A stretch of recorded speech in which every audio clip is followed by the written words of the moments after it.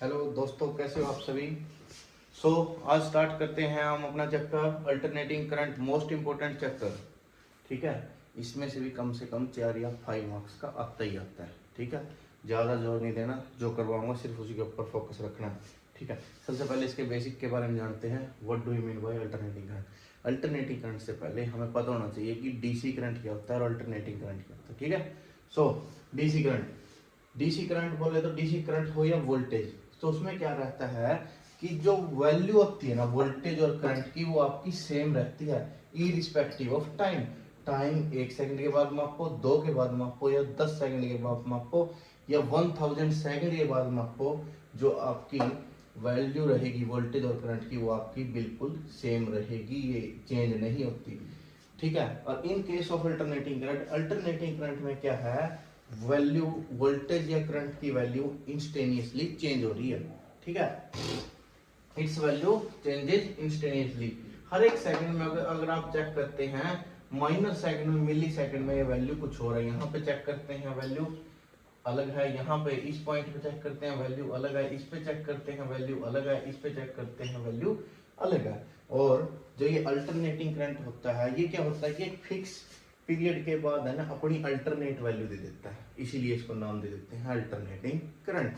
और कोई भी अल्टरनेटिंग करंट है, इसको हम मोस्टली साइन की फॉर्म में दिखाते हैं, साइन वेव की फॉर्म में दिखाया जाता है। ठीक है, और इसको ऐसे लिख सकते हैं, अगर वोल्टेज लिखनी है तो V M sine omega T, और करंट लिखना है तो I M sine omega T. जो आई की वैल्यू है वो एज पर एंगल चेंज होती रहती है। अगर 0 डिग्री पे चेक करोगे वैल्यू मिनिमम मिलेगी, 90 डिग्री पे चेक करोगे आपको इसकी मैक्सिमम वैल्यू मिलेगी। तो हम ये भी बोल सकते हैं कि omega T is equal to 0, so V और आई की वैल्यू क्या रहती है आपकी 0, and omega T is equal to pi by 2 और 90, सो आपकी v की वैल्यू v और i की वैल्यू क्या होती है आपकी maximum. Okay, the next is instantaneous value. Instantaneous value होती है, जैसे हमारे पास ये कोई अल्टरनेटिंग करंट या वोल्टेज क्वांटिटी दी हुई है। ठीक है, अगर मैं किसी भी इंस्टेंट पे मापता हूँ, मान लीजिए 10 डिग्री में मापता हूँ, तो मैं 10 डिग्री में मापूंगा तो मुझे कुछ और वैल्यू मिलेगी। नेक्स्ट 11 डिग्री पे मुझे सेम वैल्यू नहीं मिलेगी, अलग वैल्यू मिलेगी। और हर एक इंस्टेंट पे ये जो इंस्टेनियस वैल्यू होती है ये आपकी डिफरेंट होती है। ठीक है, ये फिक्स नहीं होती, और इसलिए इसको बोला जाता है इंस्टेनियस वैल्यू।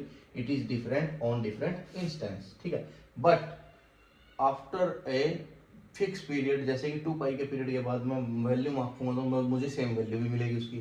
ठीक है, नेक्स्ट आता है मेरे पास पीक वैल्यू। पीक वैल्यू जो ये मेरे पास क्वांटिटी है जो मैक्सिमम से मैक्सिमम ये वैल्यू अटेन कर लेता है, जैसे ये वैल्यू अटेन कर रहा है, मान लीजिए I3 अटेन कर रहा है, तो इसको क्या बोल दूंगा मैं, मैक्सिमम वैल्यू, पीक वैल्यू। ठीक है, तो maximum value of an alternating current is known as the peak value. It is noted by, इसको Vm या Im से इसको डिनोट कर सकते हैं। ठीक है, so next is RMS value, most important है, आ भी सकता है एग्जाम में। ठीक है, सो RMS वैल्यू बोले तो रूट मीन स्क्वायर। इसको निकालने का तरीका क्या है, इसको उल्टा पढ़ना है हमें। क्या पढ़ना है, स्क्वायर मीन देन उसका रूट। पहले स्क्वायर करेंगे वैल्यू का। वैल्यू हमारे पास कोई भी क्वांटिटी है ना, इंस्टेनियस वैल्यू, उसको हम ऐसे दिखाएंगे v is equal to V M sine omega T. ठीक है, सबसे पहले मैं RMS निकालने के लिए इसका क्या करूंगा, स्क्वायर करूंगा। ओके, मैं इसका कर देता हूँ square, that is your first step. ठीक है, उसके बाद क्या निकालना मुझे, इसका मीन। मैं इसको इंटीग्रेट करूंगा 0 to 2 पाई, और उसको डिवाइड कर दूंगा 0 से 2 पाई तक। ठीक है, ये हो गया मीन। देन लास्ट में मुझे करना है रूट। मीन निकालने के बाद मुझे क्या करना है, इसका रूट कर दिया रूट अब। ठीक है, हर एक में रूट मैंने अभी तक इसलिए नहीं लिखा इसको, ताकि बाद में लिख लेंगे। ठीक है, पहले मीन निकाल लो, मीन निकालने के बाद उसका रूट हर एक वैल्यू का। ठीक है, यहाँ पर Vm स्क्वायर बाहर आ जाएगा। ठीक है, Vm स्क्वायर बाई 2 पाई, और साइन स्क्वायर ओमेगा टी की वैल्यू को हम ऐसे एक्सप्लोर कर देंगे, 1 minus cos 2 omega T divided by 2। और जब इसका इंटीग्रेशन करेंगे तो हमारे पास वैल्यू कुछ ऐसी आएंगी। इनका हर एक का आपको अब रूट करना है। ठीक है। देन फाइनली हमारे पास ये वैल्यू बच जाएगी Vm²/4 पाई इंटू 2 पाई। और जब ये निकालेंगे ये एटलीस्ट सारी वैल्यू साइन की 2 पाई पे भी जीरो रहेगी और जीरो पे भी, तो ये सारी की सारी वैल्यू आपकी जीरो हो जाएगी और ये वैल्यू बच गई मेरे पास, ठीक है। और फाइनली ये आ गया Vm²/2 का अंडर रूट और जो फाइनल वैल्यू आएगी वो आएगी मेरे पास Vm/√2। इसको निकालने का बिल्कुल आसान तरीका ये है, पहले करो उसका स्क्वायर, ठीक है, स्क्वायर, देन उसका मीन, उसके बाद लास्ट में जो बच्चा वो बचता है उसका रूट। स्क्वायर मीन निकालने के बाद उसका रूट ये निकाल लो। 5 मार्क्स में भी आ गया तो एक भी मार्क्स नहीं कटेगा, ऐसे चलना है, ठीक है। अगर पूछ लेता है करंट की आरएमएस वैल्यू तो सिर्फ V को I से रिप्लेस करना एज इट इज रहेगी आपकी, ठीक है। और बिल्कुल एट द एंड में दोनों के रिजल्ट पूछ लेंगे। अगर 1 मार्क्स में क्वेश्चन आ जाता है टू द पॉइंट, तो आपको बताना है V RMS की वैल्यू क्या होती है Vm/√2। जो एग्जैक्ट वैल्यू आती है वो कितनी होती है, मैक्सिमम वैल्यू का, जो आरएमएस वैल्यू होती है ना वो मैक्सिमम वैल्यू का 70.7% होती है, 70.7%। So you can say that V RMS is equal to 70.7% of Vm, maximum value का 70.7%। So 0.707 of Vm, similar for current 0.707 Im, ठीक है। Okay, next is average value, important है, 3 मार्क्स तक आने की संभावना है इसकी भी, ठीक है। Okay, average value, average value कुछ भी नहीं है, एवरेज में बोले तो मीन वैल्यू।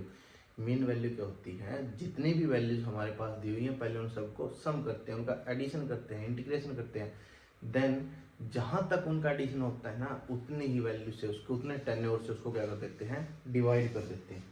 मान लीजिए मैं फुल वेव के लिए लेता हूं, तो फुल वेव में कुछ वैल्यू पॉजिटिव होती है, एग्जैक्ट उन्हीं की वैल्यू होती है नेगेटिव। जब मैं इनको ऐड करूंगा ना तो एडिशन ही जीरो आ जाएगा, मेरा एडिशन ही जीरो आएगा।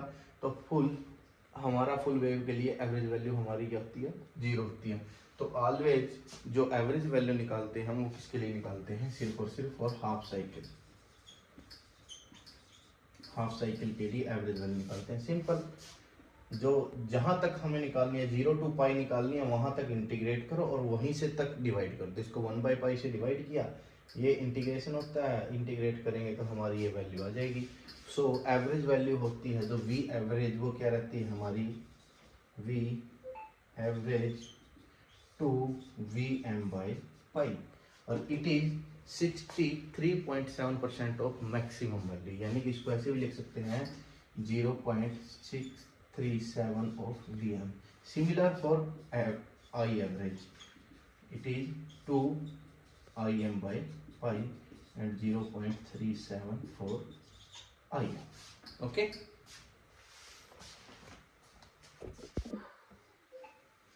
ओके। फेजर रिप्रेजेंटेशन, वोल्टेज और जो करंट होती है ना अल्टरनेटिंग में, तो इनको फेजर में दिखाया जाता है, ठीक है।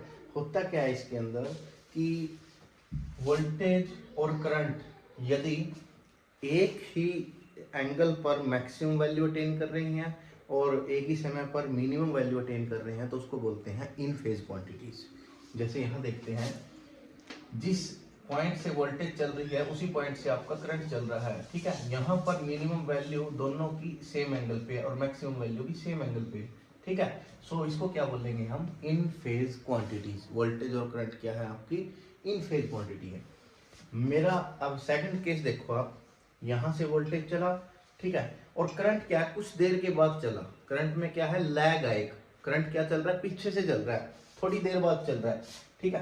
तो इसका मतलब इनके फेज में कुछ ना कुछ डिफरेंस आया, इसको क्या बोलेंगे, आउट फेज क्वांटिटीज, ठीक है। अगर करंट या वोल्टेज के दोनों के बिटवीन पाई डिग्री का डिफरेंस आ जाए, जैसे कि वोल्टेज चला 0 से और करंट ने चलना स्टार्ट किया पाई से, ठीक है। अगर वेव फॉर्म को हम कंप्लीट करते हैं तो ये ऐसे बनती है, इसको बोल देंगे एंटी फेज। इसमें क्या है, 180 डिग्री का फेज डिफरेंस है दोनों में, ये होता है इनका फेजर रिप्रेजेंटेशन। इसको ऐसे भी दिखाते हैं, जैसे ऐसे भी दिखाया जाता है, ठीक है।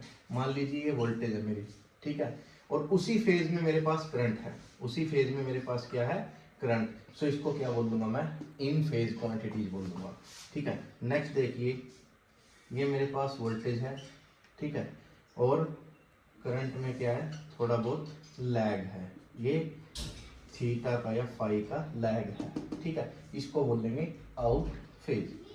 यहाँ पर मेरा वोल्टेज है और यहाँ पर मेरा करंट है, इनको क्या बोलेंगे हम, एंटी फेज, ठीक है।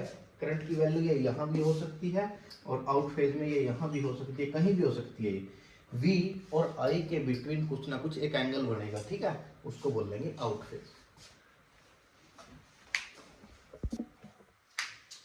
अगर हम एक अल्टरनेटिंग वोल्टेज सोर्स सिर्फ और सिर्फ एक रजिस्टर के थ्रू लगाते हैं, यानी कि इसको क्या बोलते हैं, एक रजिस्टिव सर्किट, ओनली है रजिस्टिव सर्किट, ठीक है। सो रजिस्टिव सर्किट में वोल्टेज अप्लाइड जो है Vm sin omega t applied कर दी। सो यहाँ पे जो करंट निकालेंगे, करंट की वैल्यू क्या होती है, V डिवाइड बाई R। सो मैं V को डिवाइड कर देता हूँ R से, V है मेरे पास Vm sin ओमेगा t। जब इसको डिवाइड कर दूंगा तो मेरे पास वैल्यू आएगी, इसको मैं बोल सकता हूँ Im, maximum current. So I की वैल्यू क्या बन जाती है मेरी, Im sin ओमेगा t। जब रजिस्टिव सर्किट है ना, तो वोल्टेज और करंट के बीच में कोई भी लैग नहीं होता, कोई फेज डिफरेंस नहीं होता, ये क्वांटिटीज इन फेज होती हैं एक दूसरे के, ठीक है। वोल्टेज है, करंट है, तो ये क्या रहेंगी, इन फेज रहेंगी, ठीक है। इनमें जो फेज डिफरेंस होता है, फेज डिफरेंस वो क्या होता है आपका, zero.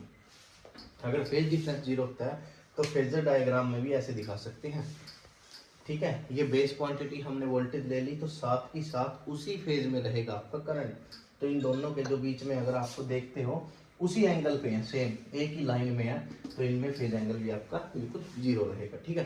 Power factor, power factor कैसे दिखाते हैं, cosine angle of, cosine angle of, cosine angle between voltage and current, between voltage and current, यानी कि मैं बोल सकता हूँ, अब मेरे पास कोसाइन एंगल, वोल्टेज और करंट के बिटवीन कितना करंट है यहाँ पे, जीरो। सो मेरा पावर फैक्टर क्या रहेगा यहाँ पे,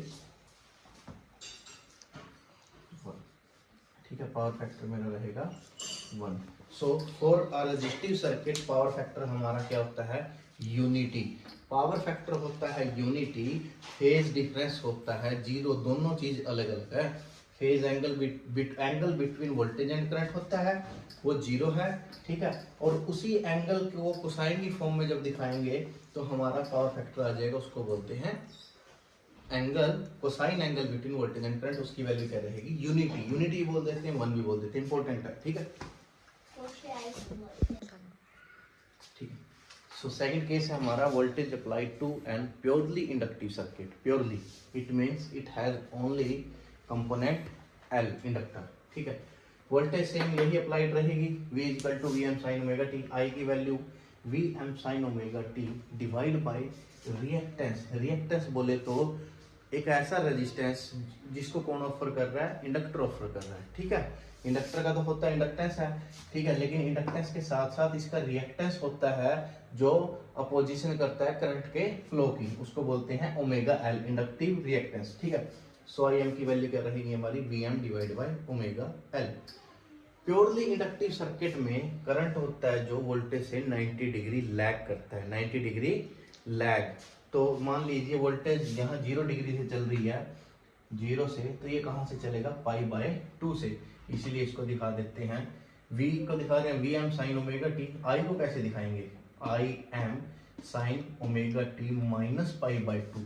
माइनस पाई बाय 2 ये बता रहा है कि करंट कितना पीछे है, माइनस साइन दिखा रहा है ना पीछे है, कितना पीछे है, पाई बाय 2, यानी 90 डिग्री पीछे चल रहा है, किससे, वोल्टेज से। सो ऐसा सर्किट जिसमें केवल और केवल इंडक्टर लगा, उस सर्किट को हम बोल देते हैं लैगिंग सर्किट, ठीक है। पावर फैक्टर भी इसका क्या होगा, लैगिंग होगा। एंगल कितना होगा, प्योरली कितनी डिग्री पीछे है, वोल्टेज और करंट के बिटवीन कितना फेज एंगल है, 90 डिग्री का। सो आपका फेज डिफरेंस रहेगा 90 डिग्री का और सर्किट होगा लैगिंग। पावर फैक्टर निकालेंगे तो कोसाइन एंगल होता है पावर फैक्टर, तो कोसाइन एंगल निकाला क्या आया, 0। 0 के साथ साथ लैगिंग लिखना जरूरी है इंडक्टिव में, ठीक है। इंडक्टिव रिएक्टेंस की बता देते। अच्छा एक और बात, की जो फ्रीक्वेंसी होती है ना पावर की, ये है वोल्टेज की फ्रीक्वेंसी, ये है करंट की फ्रीक्वेंसी। अब वोल्ट उसकी जो फ्रीक्वेंसी आएगी ना, आपकी पावर की फ्रीक्वेंसी आएगी। पावर क्या होती है, V इंटू आई। पावर की फ्रीक्वेंसी आपकी क्या हो जाती है, डबल हो जाती है। किससे, सप्लाई फ्रीक्वेंसी से। प्योरली इंडक्टिव सर्किट हो, प्योरली रेजिस्टिव सर्किट हो, या फिर प्योरली कैपेसिटिव सर्किट हो, ठीक है। और यहाँ पर जो इंडक्टिव रिएक्टेंस है, इसकी वैल्यू क्या होती है, ओमेगा एल, या फिर इसको ऐसे बोल सकते हैं 2 पाई एफ एल। 2 पाई एफ एल, ये याद रखना है, बहुत इंपॉर्टेंट क्वेश्चन है। क्वेश्चन इसका निकल के ऐसे आता है, अगर मैं फ्रीक्वेंसी डबल कर दूं, अगर frequency increases 2 times, then inductive reactance के ऊपर क्या इफेक्ट आएगा, ठीक है। सो डायरेक्टली इसको अगर हम डबल कर देते हैं, ये डायरेक्टली प्रोपोर्शनल होता है। इसको दिखाया भी इससे दिखा जाता है, एक्स एल से। X L equal to omega L. Omega की वैल्यू होती है 2 पाई एफ, सो हम ओमेगा एल भी लिख सकते हैं और 2 पाई एफ एल भी लिख सकते हैं, ठीक है। यह है इंडक्टिव रिएक्टेंस। इसकी यूनिट एक्सएल की यूनिट भी क्या होती है, ओम होती है, ठीक है। ये याद रखने की, इसमें जो पॉइंट है ये याद रखने का यहाँ पे बिल्कुल इंपॉर्टेंट है। एक याद रखने का ये है, फेज डिफरेंस कितना होता है, 90 डिग्री का, और पावर फैक्टर होता है 0, लैगिंग, ठीक है। फ्रीक्वेंसी, ये 1 मार्क्स से क्वेश्चन है, ठीक है। प्योरली इंडक्टिव सर्किट का 3 मार्क्स का भी आ सकता है। नेक्स्ट हमारा कैपेसिटिव सर्किट। अगर वोल्टेज हम एक कैपेसिटिव, प्योरली कैपेसिटिव सर्किट को देते हैं तो सेम सिमिलर, लेकिन एक डिफरेंस है इसमें, उसकी बजाय उसमें करंट लैग कर रहा था, यहाँ पे करंट लीड है, यहाँ पे करंट एडवांस है। वोल्टेज अभी शुरू भी नहीं हुआ चलना, करंट अपने मैक्सिमम पे है। यहाँ से पता लगाओ, ठीक है, जिसकी वैल्यू बड़ी है ना, वो वही पता बताएगा कि वो लीड है या लैग है, ठीक है। यहाँ पर करंट की वैल्यू मैक्सिमम है, तो इसका मतलब करंट इससे पहले आ गई है, और वोल्टेज की वैल्यू है 0। तो यहाँ पर कितना डिग्री है, प्योरली कैपेसिटिव सर्किट में करंट 90 डिग्री आगे रहता है, प्लस π/2, ठीक है। फेजर डायग्राम में इसको ऐसे दिखा सकते हो, ठीक है।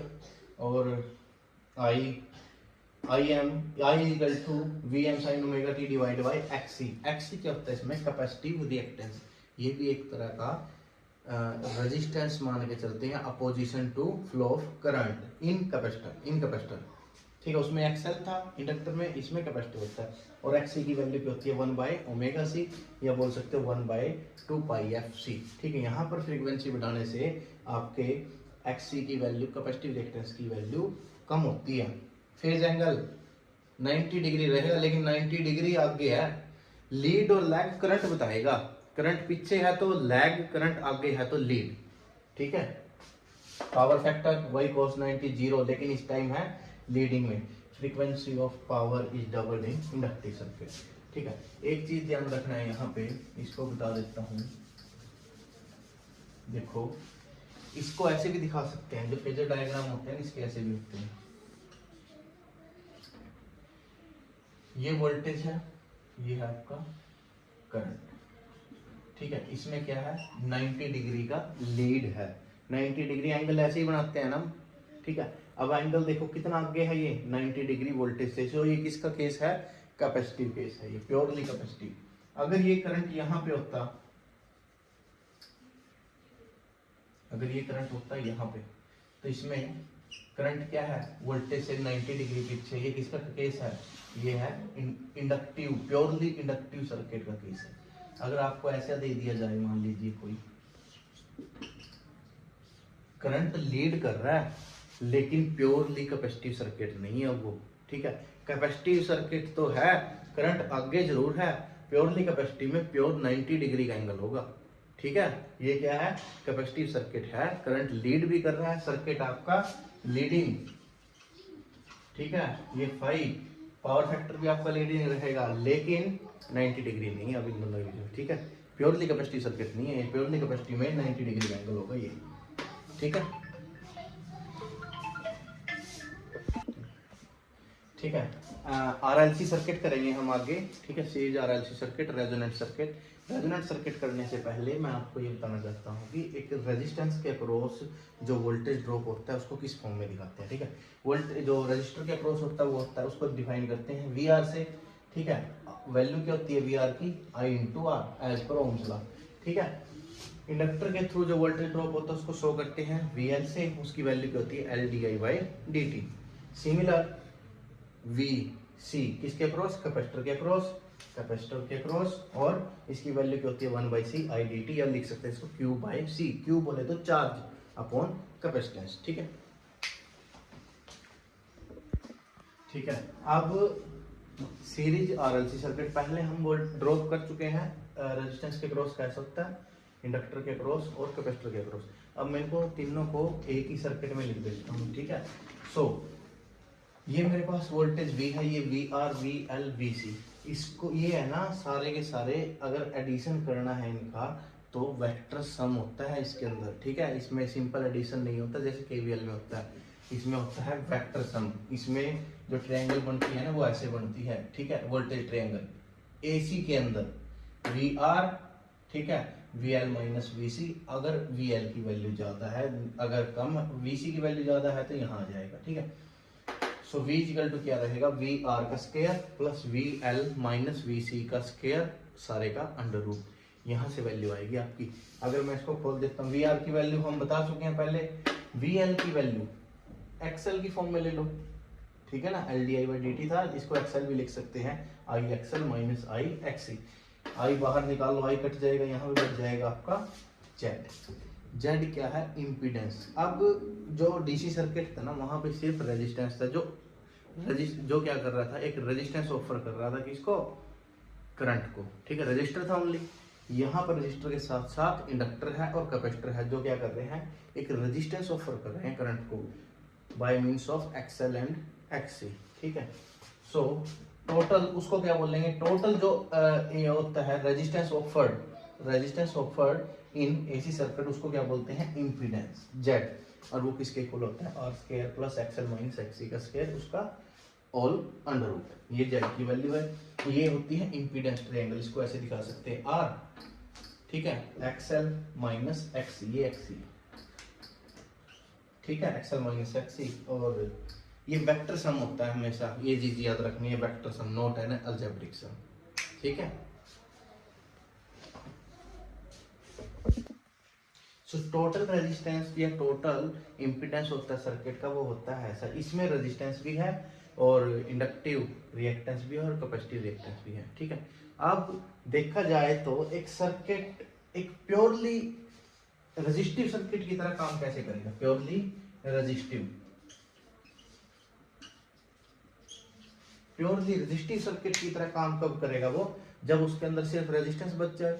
और वो एक ही कंडीशन में बच सकता है, जब इन दोनों की वैल्यू क्या हो, इक्वल होगा तो क्या हो जाएगा, मान लीजिए XL इक्वल टू XC है, XC की जगह मैं XL रख देता हूं तो ये वैल्यू क्या हो जाएगी आपकी 0, और Z इक्वल टू आ जाएगा आपका। कंडीशन एक ही है, जब circuit behaves as a purely resistive circuit, जब XL इज इक्वल टू क्या होगा आपका XC। इस कंडीशन को बोला जाता है रेजोनेंट कंडीशन। क्या बोलते हैं इसको, रेजोनेंट कंडीशन। ठीक है, a condition at which circuit becomes purely resistive, उसके अंदर इंडक्टर भी होता है, कैपेसिटर भी होता है, लेकिन एक ऐसी फ्रीक्वेंसी जहां पर सर्किट है ना, उन दोनों का इफेक्ट है ना नेग्लिजिबल, जीरो हो जाता है, उसको बोलते हैं रेजोनेंट कंडीशन। ठीक है, इसका जो मेन काम होता है ना रेजोनेंट सर्किट का या रेजोनेंट कंडीशन का, वो होता है ट्यूनिंग सर्किट में। ठीक है, और XL इक्वल टू XC पे ये कंडीशन रहती है, XL की वैल्यू होती है ओमेगा L, XC की वैल्यू होती है 1 बाय ओमेगा C, हम कर चुके हैं। ठीक है, ओमेगा को ऊपर ले जाओ, L को नीचे ले आओ, omega square equal to 1 by LC, omega की वैल्यू क्या हो जाएगी 1 बाय अंडर रूट LC। हमें पता है, we know that omega is equal to क्या होता है 2 pi f, omega is equal to 2 pi f, ये रख दो 2 पाई और नीचे ले जाओ, f की वैल्यू आ जाएगी। ये दोनों वैल्यू इंपॉर्टेंट है, ये है रेजोनेंट फ्रीक्वेंसी, ये रेजोनेंट फ्रीक्वेंसी है, ये भी और ये भी। ठीक है, सर्किट की अगर रेजोनेंट फ्रीक्वेंसी का फॉर्मूला ही पूछ ली जाए तो ये आएगा। अगर आपको कैपेसिटेंस की और इंडक्टेंस की वैल्यू दिया, बोले रेजोनेंट फ्रीक्वेंसी निकालो, तो आपको ऐसे निकालनी है फॉर्मूले से। ठीक है, आ जाता है 2 मार्क्स का, आ सकता है डायरेक्ट। ठीक है, अब देखते हैं इसमें, इसके बाद इसकी वेवफॉर्म बनाते हैं और देखते हैं उसमें क्या होगा, अभी देखते। ठीक है, सो ये है हमारा I वर्सेज फ्रीक्वेंसी ग्राफ। ठीक है, तो जब Z इक्वल टू R आया, R, यहाँ पे Z की वैल्यू क्या होती है मिनिमम, यहाँ पर इंडक्टिव रिएक्टेंस और कैपेसिटिव रिएक्टेंस क्या हो जाते हैं, हमारे दोनों जीरो हो जाते हैं। तो जेड की वैल्यू एट रेजोनेंस जेड क्या रहता है आपका मिनिमम, जेड होता है आपका मिनिमम, बिल्कुल ठीक है। और जब जेड मिनिमम होता है तो आई की वैल्यू क्या होती है, मैक्सिमम, ठीक है।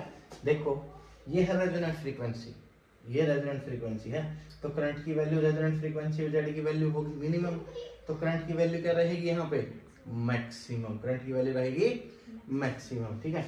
ये है इसकी लोअर कट फ्रीक्वेंसी बोल देते हैं, इसको अपर कट फ्रीक्वेंसी बोल देते हैं, इतने डीप में जाने की जरूरत नहीं है, ठीक है। आप सिर्फ ये ध्यान रखो जो ये पॉइंट है ना, जहां पर ये मैक्सिमम वैल्यू अटेन कर रहा है इस सीरीज आरएलसी में, इसको बोलते हैं इसकी रेजोनेंट कंडीशन, ठीक है। क्या बोलते हैं इसको, रेजोनेंट कंडीशन, ठीक है। यहाँ पर जेड की वैल्यू मिनिमम होती है, आई की वैल्यू मैक्सिमम होती है और रेजोनेंट फ्रीक्वेंसी होती है। ये 3 पॉइंट और याद कर लेना। अगर सिस्टम की फ्रीक्वेंसी रेजोनेंट फ्रीक्वेंसी से ज्यादा है, रेजोनेंट फ्रीक्वेंसी से ज्यादा है, तो आपका सर्किट बिहेव करेगा इंडक्टिव सर्किट की तरह। इंडक्टिव सर्किट में पावर फैक्टर होगा आपका लैगिंग।